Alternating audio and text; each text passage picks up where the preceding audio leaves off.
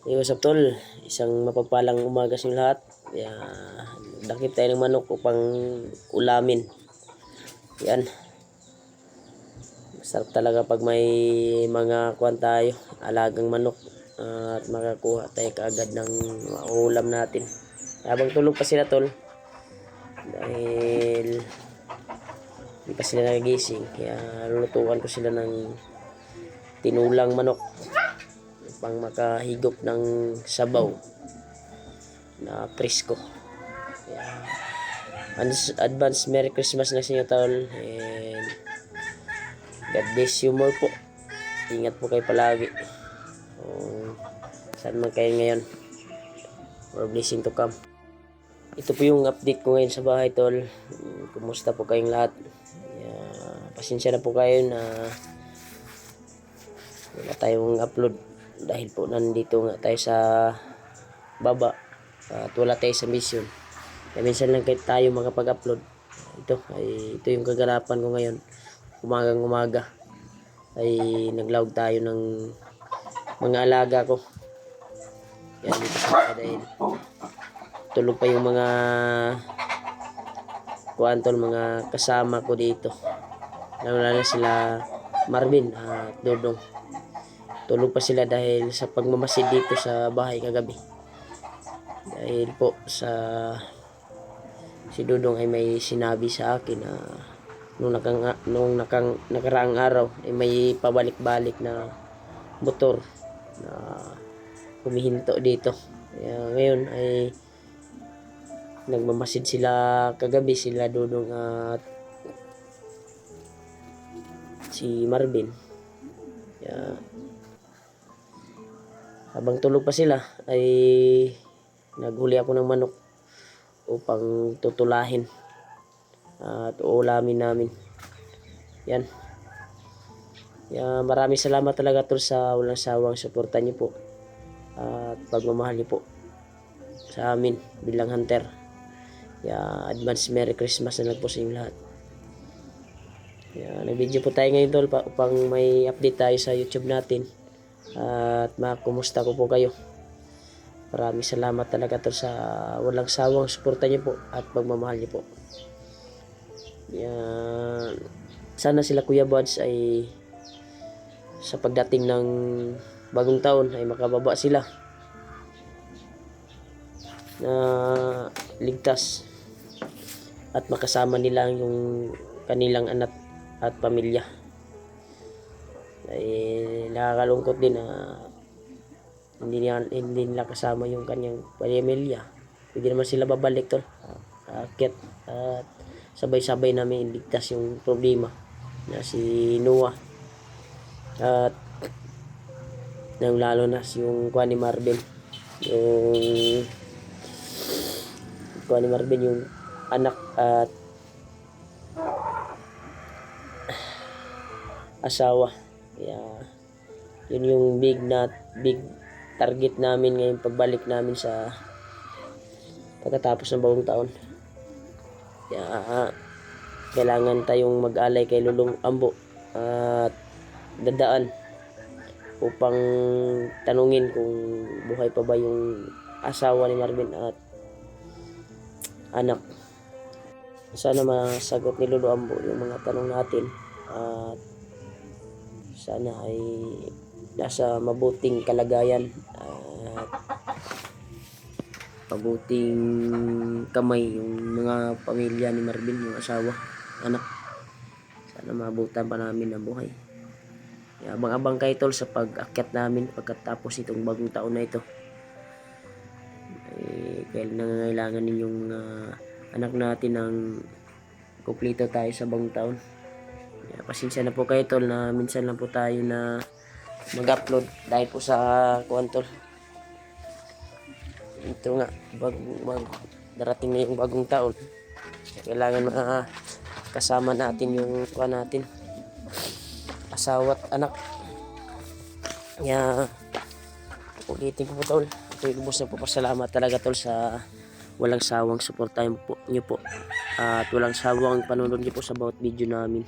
Thank you so much po talaga. Yan. tulog pa talaga sila Marvin at Dodong sa pagmamasid kagabi dito sa bahay. Ako kagabi ay nakauna na ako na tulog. Kaya isda yung napulaw talaga. Dahil binantayan nila talaga yung dahilan dito yung anak ko.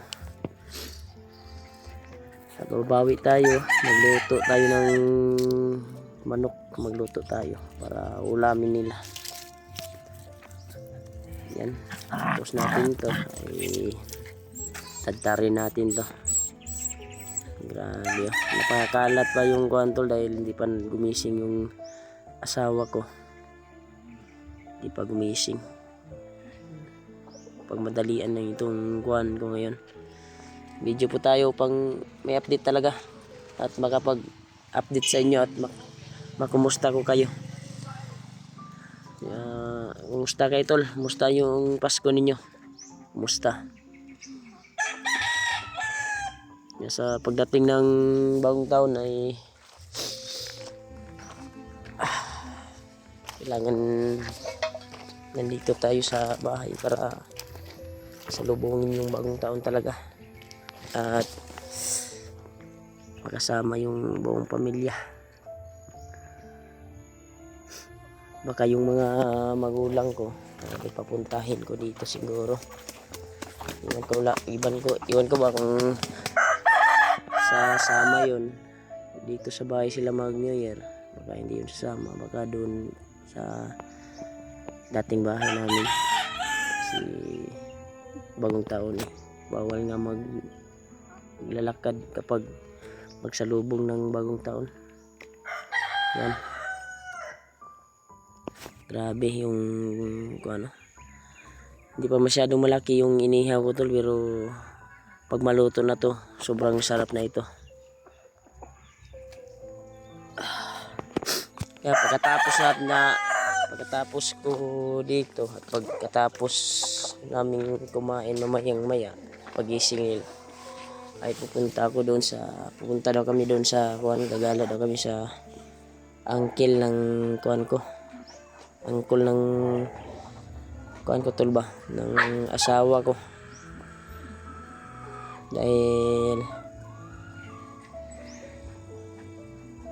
magpapaharbis daw ng mga lansunis dahil may mga lansunis doon at maghingi daw kami ng lansunis din para kakainin namin dahil yung asawa ko ay grabe napakakuan yung kuan, prutas na paborito niya lansunis at rambutan at lalo na durian.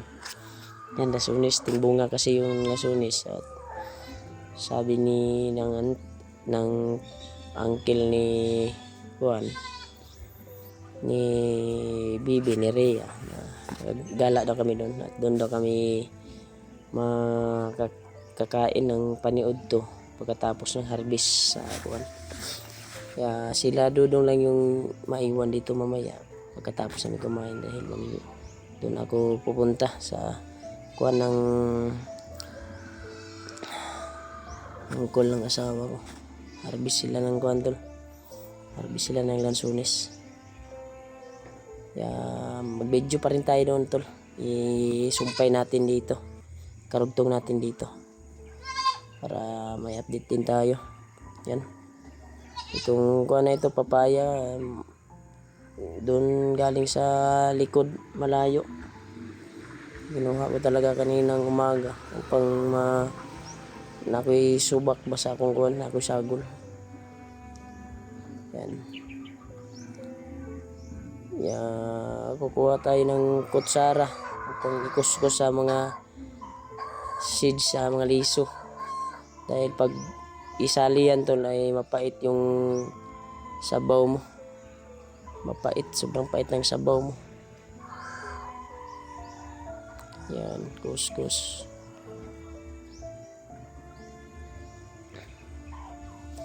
Aso na yun ay sobrang kulit talaga.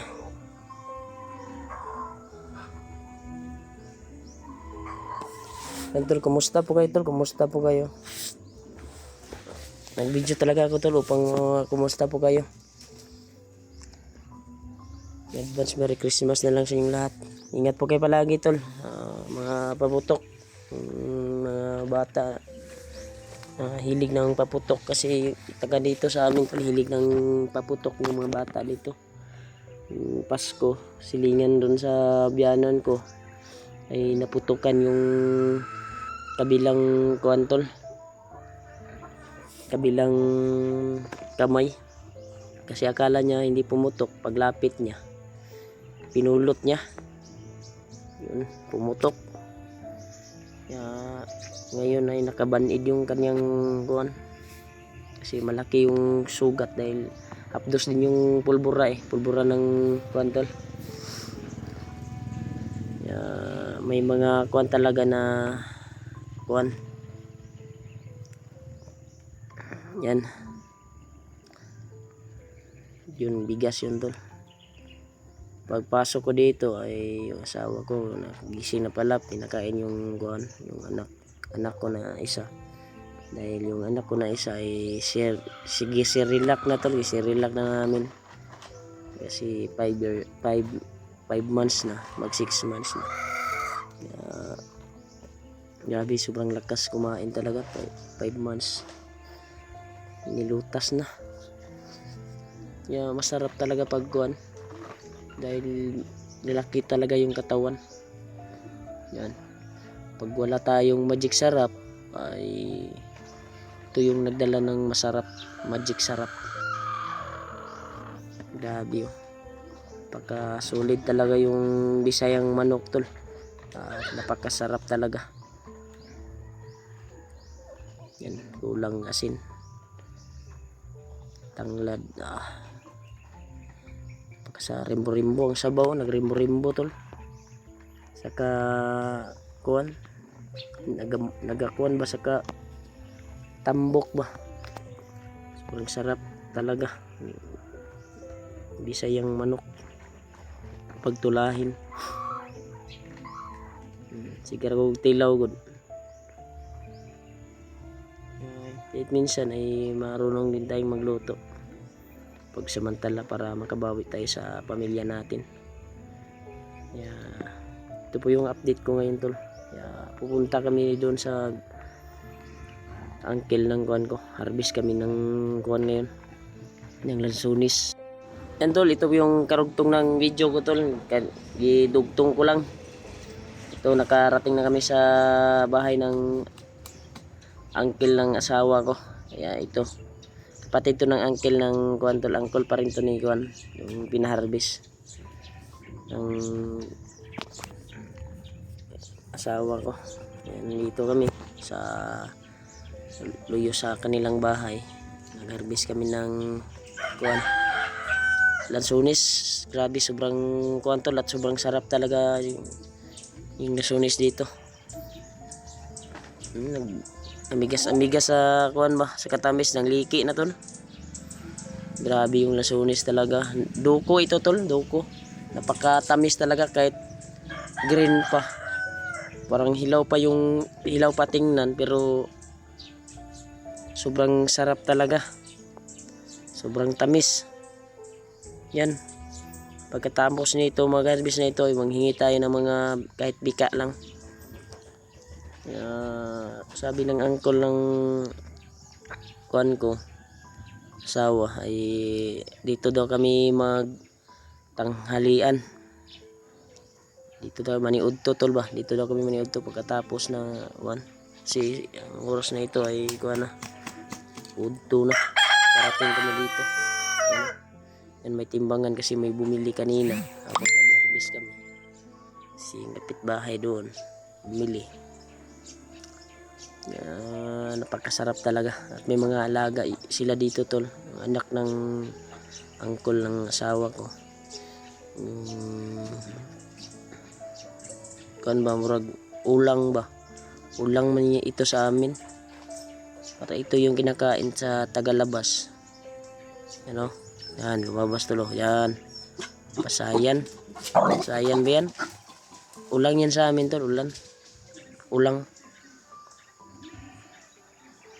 parang pasayan yun, malaking pasayan, ginaprito. ito yung mga bahay-bahay nila. Oh. Yan. Napakarami talagang bunga.